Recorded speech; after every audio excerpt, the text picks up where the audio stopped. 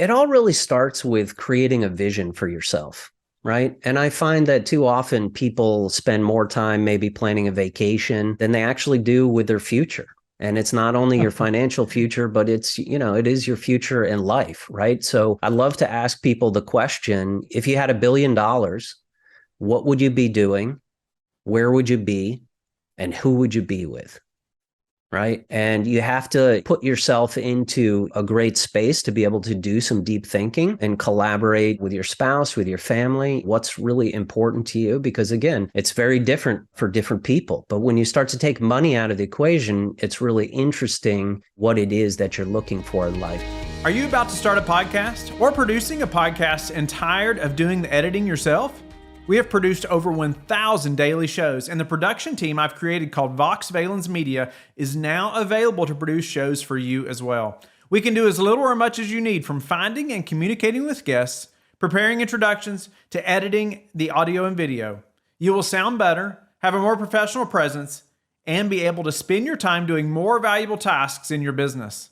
Let me know if you're interested by emailing me directly at whitney@lifebridgecapital.com. This is your daily real estate syndication show. I'm your host, Whitney Sewell. Well, we are on a path to educating our investors the best we can. We are trying to improve that process all the time and every day, right, on the show.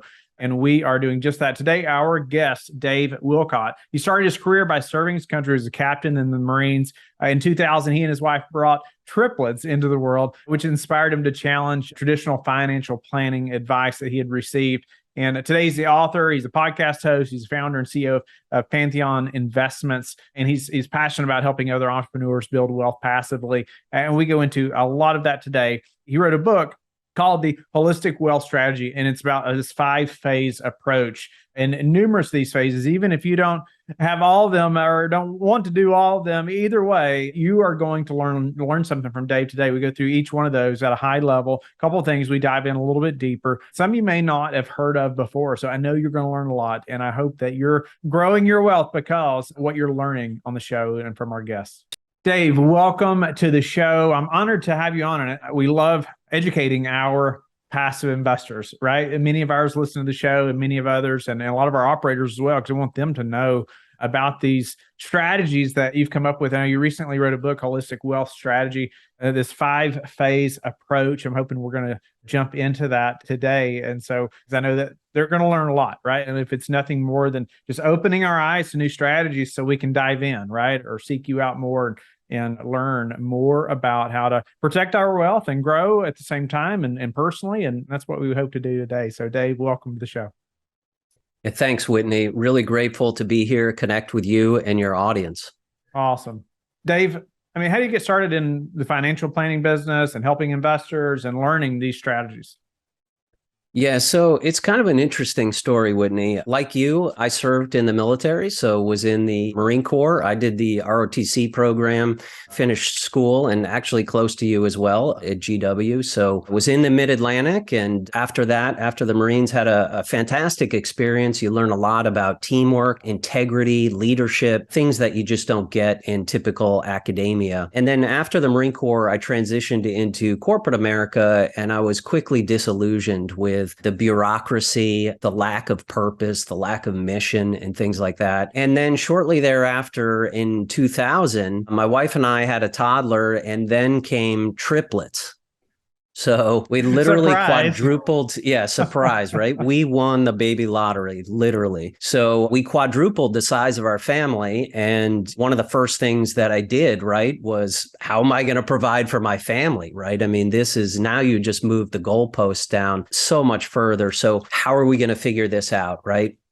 And at that point, I had already been through 3 different financial planners, and I just got so tired of the typical advice, which is, the market's going to go up, it's going to go down, you'll make 7% over the long term, but dollar cost average, this is the smart thing to do. So this really put me on this obsessive journey, Whitney, of really trying to figure out how are the top 1% building their wealth. because it's really not as a retail investor in the stock market. So starting in 2000, I started investing in alternative assets, literally everything from oil and gas opportunities to raw land, to retail, to multifamily, you name it. And over the past 20 years, lots of mistakes that I've made, lots of successes that I've had. And then I also built a few businesses as well. But I did have a technology consulting business that we scaled for 15 years and then exited that a few years ago. So essentially my book, The Holistic Wealth Strategy, is to really it's all about helping other people discover passive income theory, but also creating really a systematic and comprehensive approach of how to protect and multiply your wealth, as well as live an extraordinary life, right? Because if you actually think about money and what does it really mean to you, right? It means different things to different people, but I think we want to have purpose and we want to have meaning in our life. So how can we leverage that wealth to be able to do that? Awesome. Well, again, thank you for your service. I'm very grateful for those who have served and volunteered, and man, what a sacrifice. And then one child and then triplets. That's incredible for you and your family, growing family. Well, one thing I wanted to ask you about, early on, you mentioned you got an oil and gas, raw land, and then some other real estate, whatnot. How did that, and maybe we'll dive into more of this in a minute, but how did getting into oil and gas and even raw land, how did those asset classes, fit into your portfolio now from what you learned then, or, are they still? Yeah, well, it's really interesting, right? Because I know multifamily, we do a lot of that. That's our core asset class. That's what you're in, right? A lot of syndicators doing that. But the way we look at it is we're trying to help people grow their portfolios, right? So for instance, we have a lot of high income earners that the bonus depreciation is nice on your passive income, but if your portfolio isn't big enough, you're just kind of carrying that forward. That's great. But we have a lot of high income W-2 earners. Well, with an oil and gas opportunity, we actually have one right now, and it offsets your active income. Right? So you get 100% deduction on your taxes, then you get passive income, and then we also driving forced appreciation as well. So we sought out that deal to really help our investors and our community to really solve one of their biggest expenses, which is taxes. Yeah, it's interesting. It's a common misconception by many passive investors or high W-2 earners. They feel like, investing passively is going to offset some of their income, and it does not. And so oil and gas is an option, though, that could potentially satisfy that to some degree. So is that accurate? Yeah, that's accurate, Whitney. And really, over those 20 years and doing different deals, right, I've been able to really hone our investment thesis and really studying the top 1% and what people are doing. And it's interesting because it really all comes down into looking at ways you can multiply your money. We're looking for multipliers. So our investment thesis really consists of 3 dimensions. So one is having it be tax efficient. The second is providing predictable passive income. And the third is driving some type of forced appreciation value. So obviously multifamily fits into that really well, but it's very interesting if you use that as your buy box, because there's certain things like, let's say, debt funds. Okay, you can make 8.5% return a year, but that's all I'm getting. Okay. So I'm looking for a multiplier. I've been a practitioner myself personally using the infinite banking concept for the past 10 years with my wife and I, and it's been amazing as a business owner, as an investor. It's a place where I store my dry powder, right, for the next deals. It's a place that I keep capital that's actually, I can use that for earnest money. Right. And it's growing, it's compounding tax-free, right? Which is really huge. And you have this liquidity component, right? And that's the biggest downside to investing in private investments is you don't have a liquidity factor. So what's the solution for liquidity? So the solution that I found is actually putting it into this infinite banking where you can borrow against it, pull it out to actually use that money to invest a deal and amplify your returns, or use it for capital, like I said, as earnest money down, or whatever, pay for your kids' college, right? So that's just another example of how you're getting a multiplier on your capital.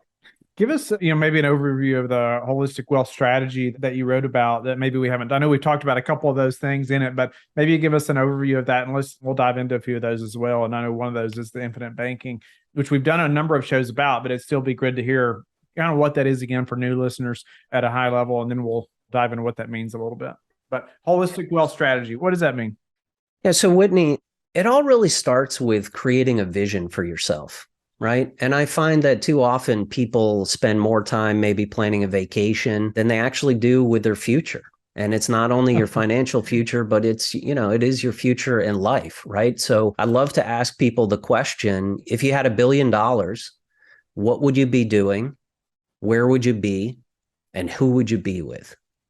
Right. And you have to put yourself into a great space to be able to do some deep thinking and collaborate with your spouse, with your family, what's really important to you. Because again, it's very different for different people. But when you start to take money out of the equation, it's really interesting what it is that you're looking for in life. So it all starts with a vision. It's kind of like getting in the car, right? And you go on a road trip. If you don't have the coordinates, you don't have a target, you're going to miss every time. Right. So getting crystal clear on your target, your vision is really the underlying piece of this. And then we move into phase one, which is all about mindset. I'm sure you talk to new investors, people. Look, we just came back from Thanksgiving, and how many family members are you still talking about all of the benefits of multifamily and syndication? People just still don't get it. They still have money in their 401k. They still have money trapped in their primary residence. They're still focusing on everything their financial planner is telling them. And I don't blame them, right? But it's because right? It is. It's the $30 trillion financial services what industry. We've always done. Exactly. We were all taught that. So that mindset piece is being curious, having a growth mindset, asking questions. Right? Doing some math for yourself, letting go of limiting beliefs. Also, who do you surround yourself with? So I think that mindset phase is really key before you go anywhere, because if you don't conquer that, you're not going to get into this space at all. It's going to be a showstopper right there. So that's really phase one. And then phase two, we move into this phase of really, it's all about learning. Right? So increasing your financial IQ, your mindset IQ, also your relationship IQ. You're a product of the top 5 people that you're hanging out with. So are those people inspiring you towards your goals or pulling you away towards your goals? What habits are you creating that are supporting your vision and your goals? Those are really key things. And we talk about health a lot. Right? Because a lot of people actually spend their entire health trying to accumulate wealth, and they sacrifice their health, right? I actually had my doctor on our podcast recently and talking about some of the benefits, right, of how important health is when we talked about this concept of the corporate athlete, right? And living in this day and age and how you can excel to peak performance. You can be a better person for those people around you. So we really believe that health is such a key factor in terms of your overall success and wealth. And again, this is like this holistic approach, right?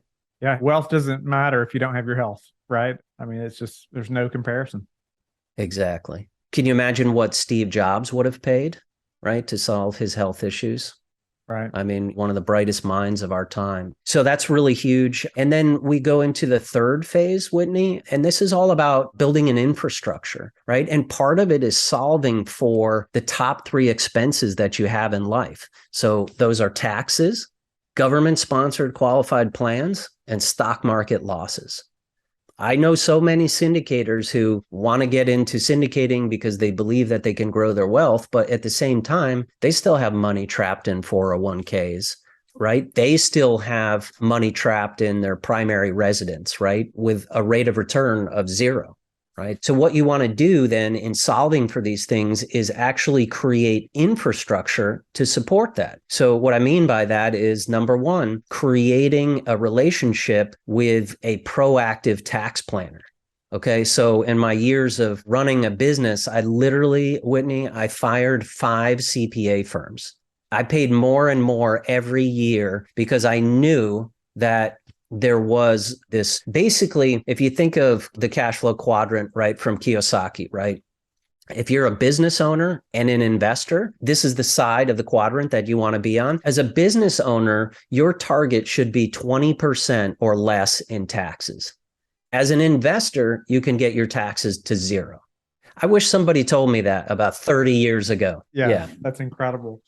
It's amazing. And I can tell you, last year I paid in taxes 6%, right? And I've been working on this actively for 8 years, right? And it's involved with everything, every action I take, every step in my business. I'm thinking about doing tax efficient moves. So creating this proactive strategy with your CPA and not just looking in the rearview mirror and saying, okay, well, I'm going to file your return, right? And collecting everything. It's creating this strategy, putting a structure in place with the proper entities, and then understanding how to use it. That's a really key piece of your infrastructure. Another real key piece that we like to use, and again, as I mentioned, we've been helping clients set up this infinite banking policy where it's really a capital warehouse. Because again, in the world of private investments, liquidity is the biggest risk that you have. So this is the solution where you can provide liquidity, you can still grow your wealth, right? And compound it tax-free.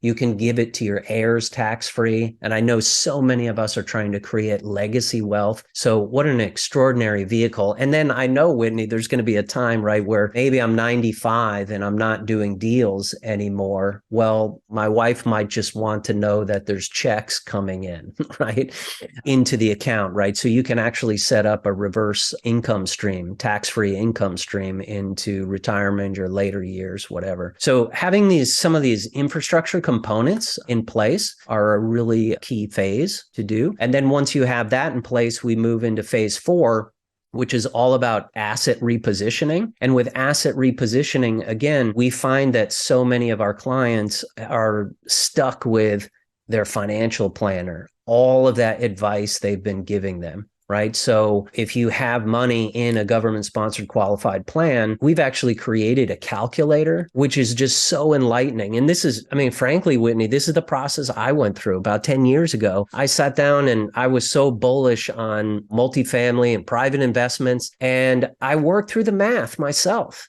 And I said, look, here's a scenario. If I leave it in here, where I'm going to be in 5, 10, 15 years, if I take it out and I pay the 10% penalty, I pay all the taxes on it, when would I break even? And I modeled out that I would break even in like 4 or 5 years. It turns out I actually broke even in 3 years, and I completely offset the taxes. So didn't pay anything on the taxes. And I have since like tripled that money. And when you look at that over a 20-year period, I can't tell you how enlightening that is to see the impact of uninterrupted tax-free compounding, right? Which you would get in, say, some type of syndication type of opportunity. And people just are not realizing the impact of what you see in your account. Don't forget that you've got inflation that's running in there. You've got fees that you're paying your advisor, whether the market goes up or not. And again, you're going to be paying ordinary income taxes. And I don't know about you, but I'd rather pay taxes on the seed rather than the harvest, right? For sure. In this asset repositioning phase, right, it's all about adding more velocity to your existing portfolio. And this is a great way to actually free up opportunities to, let's say, invest in a deal with LifeBridge, right?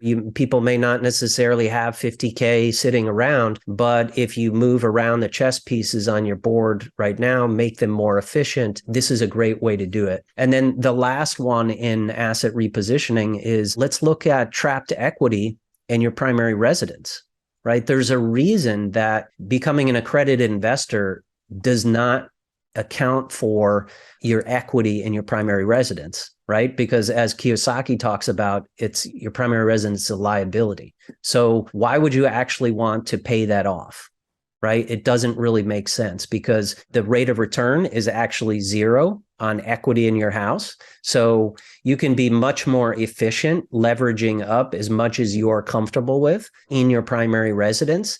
Plus, you're going to have additional interest, mortgage interest deduction that you can take on that, right? And then again, now you cycle that into a syndication opportunity. And again, there's another multiplier, right? You've just reduced your taxes, then you're getting a better yield in your multifamily investment. And we have a lot of investors, who've been doing that strategy. And then the cash flow from the deals is paying for the debt service, right, to cover that loan. And then once they get the equity pop, you could literally pay off that home equity line of credit or basically double your cash flow stream, right, going into the next deal. Yeah, well, yeah, it's a great overview. Like, I mean, so many things there that we need to be thinking about as we're moving forward and preparing our wealth, right? Or maintaining our wealth or just the preservation of it. A couple things I wanted to ask you about, and I get this question often too about this creating a relationship with a proactive tax planner. You mentioned in that third step there, the third phase. How do you recommend doing that or finding somebody? And I almost wanted to make the just obvious here that, yeah, and you did mention it. It's like your accountant is not typically the same as the tax planner, right? Or somebody that's just doing your taxes for you is not always the tax planner that you need, right? They're worried about getting your taxes filed on time, but are they the expert that's helping you to think long term about the tax implications on your entire portfolio? But how did you find somebody like that? What does that look like to seek that type of person out? And just what does that relationship look like a little bit? Yeah, great question, Whitney. As I said, I mean, I've got a lot of battle wounds from that. I mean, firing 5 CPAs and just being really frustrated. And frankly, as a business owner, we'd wrap up a year and we'd have these extraordinary results. We're hiring, we're planning for the next year. And then in March, I was always just so set back by all of a sudden finding this tax liability that we had no idea, right? Since we were being successful, it's like we always underestimated it, right? And our CPAs never told us as much as we paid. So it was not easy. Is my answer. It was not easy. And we paid a lot of money. We worked with some really top firms, but they all just did the same thing. So this kind of goes back to my point around a little bit about that IQ, improving your financial IQ, your relationship IQ. So when you're spending time, listen to good podcasts like this, and you have great guests and people have referrals, right? So people who are in the space. We have a list of CPAs. If anyone wants to reach out to us, we have some that we would endorse or are in this space. And I think that's really the best place, right? Is to figure out people who are in your circle doing what you want to do and then get some recommendations to people who really know how to do this proactively, right? Because 95% of the industry just does not do it that way. Yeah, for sure. And then one other quick question before we have to move to a few final questions. I wanted to ask you, though, about this asset repositioning. Often, obviously knowledge is power, right? When we don't know what to do, the answer, even for passive investors, the answer is just no, right? Or we don't know if it's a good investment, or maybe our questions are answered and things like that. The answer is no, typically. But I was thinking through this like repositioning, and often it's like, thinking about, is it the right move? You mentioned, like you did the calculations. That can seem so overwhelming, I think, to most to even have to try to figure that out, that they just don't know what to do, or they just say, you know what, I'm just going to leave it there. I'm not going to mess with it. And maybe it's a similar question as the other, but just wondered, how did you go to calculate that? And how would you advise somebody listening to even think through, should I go ahead and pull that out? Is that the right move? Or should I just leave it?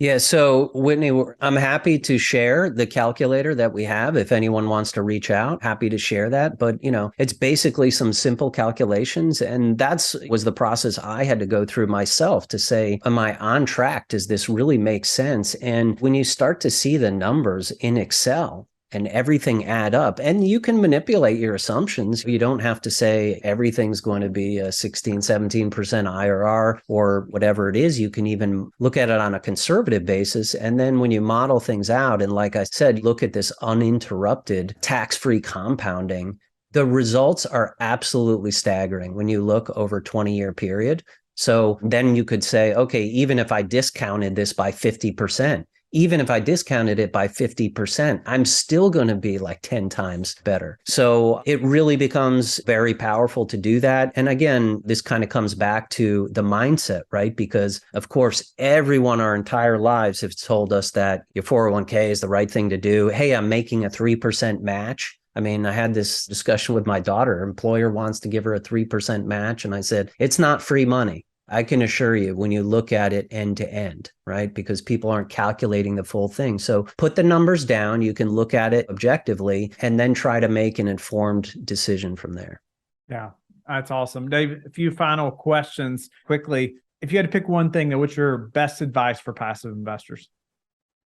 Yeah, my best advice is it's really all about getting clear on your vision, creating that mindset for yourself. Be curious. Always be a lifelong learner. right? Having a growth mindset and challenge some of the things that your financial planner is telling you and understand that they have an agenda, right? They're not talking about multifamily because it's not in their portfolio, right? And if you can have the courage to be able to ask some of these questions, then you can make an informed decision. If it's not right for you, then maybe it's not right for you. But at least ask the questions, have an open mind. So I think the mindset is really important. And then creating clarity on your vision is so powerful. What are the most important metrics that you track? Could be personally or professionally. What are a few of those? Wow, that's such a great question. I'm a huge believer in goal planning. So I sit down with my goal planning once a week and actually kind of work through things. And I'm looking at basically key metrics across multiple dimensions in my life, my health, my relationships, my family. How is my business doing? Obviously, we're trying to grow, but it's interesting, even in our business, we're not looking at it the way corporate America looks at it and saying, how much do we do? We've raised almost 30 million this year, but we're not looking at it in terms of just numbers. It's all about how many families have we helped? How many more families can we help? Right? So we're looking at metrics like that, right? How much impact can we actually have with people? And then, as I said, the other key ones for me, health, IQ is right part of my strategy as well. How can I increase my health IQ by 10%? What other protocols, supplements, training, things that I can do to improve my health and things? So, what about some habits you're disciplined about that have produced the highest return for you? The biggest one, bar none, is morning routine. If you don't have a morning routine right now, you need to get one and completely stick to it. And it's so interesting. You'll appreciate this, Whitney, right? Because coming from the military, right? It's always who is the first one in? Who is the last one that leaves? Who is doing the most amount of effort, right? We were trained. I think we were all trained and brought up to think about those things. But I can't tell you, in the morning, I journal. I have positive affirmations. I exercise pretty hardcore in the morning. I journal. I meditate. Right. And it just totally creates a different type of day for me. I'm very intentional about what I do, and I'm trying to be the best I can so that I can serve other people in the best way. So I really think that if you don't have a morning routine, and understand it's hard with kids. I had 4 kids, right, including triplets. So, but get up whenever you need to, because it really completely makes your day, makes your year, makes your life. How do you like to give back? Well, I'd love to give back in ways that I can really create impact, as we've kind of talked about. So a lot of this, part of our mission statement, Whitney, is actually to multiply our investors' wealth by 10x. So again, it's more of a solution-based, whether we can source opportunities for you, help you with problems that you might have, eliminate your biggest dangers, take advantage of your biggest opportunities, right? And so how can we help our clients do that? And that's really the biggest way, because we're having such a direct impact on that. Awesome. Dave, it's been a pleasure to have you on the show. I know you and I met at a conference a while back, and so honored to connect again and even just go through, even at a high level, the holistic wealth strategy that you created. I know we can all learn so much from that and have learned a number of things today. So, grateful again. Thank you for that. How can listeners get in touch with you and learn more about you? Yeah, thanks, Whitney. We have an ebook version. If you're interested in some of the concepts and you want to download that, you can just go to our website, which is pantheoninvest.com/wealth-strategy. Thank you for being with us again today. I hope that you have learned a lot from the show. Don't forget to like and subscribe. I hope you're telling your friends about the Real Estate Syndication Show and how they can also build wealth in real estate. You can also go to lifebridgecapital.com and start investing today.